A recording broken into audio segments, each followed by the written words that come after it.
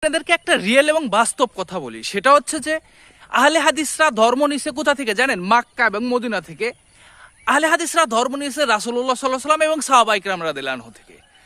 আর আমরা এই যে সমাজে যারাদেরকে দেখতেছেন, যারা আহলে হাদিসদেরকে বিরোধিতা করে এবং গালি দেয় ইহুদি খ্রিস্টানের দালাল বলে, তারা কিন্তু ধর্ম নিছে ইহুদিদের কাছ থেকে বলবো না, তারা নিছে ভারতের থেকে, দেওবন্দ থেকে, কেউ হচ্ছে বেরলভী থেকে, কেউ হচ্ছে মনে করেন যে ওই কুফা থেকে। কুফা পর্যন্ত ইরাকের বাগদাদের পাশে কুফা, সেই কুফা থেকে, কেউ মাক্কা মদিনা থেকে ধর্ম নেয় নাই। কেউ আবু হানিফা রহমাতুল্লাহ থেকে নিছে ধর্ম, কেউ মনে করেন যে অমুক আলী তমুক আলী আব্দুল আলী সব্দুল আলী কুদ্দুস আলীর কাছ থেকে ধর্ম নিছে। এখন এগুলোর আমি ছোট করে বলতেছি না, কিন্তু আপনাকে মূল ধর্ম নিতে হবে কার কাছ থেকে? সাহাবায়ে কিরাম রাদিয়াল্লাহু আনহু থেকে।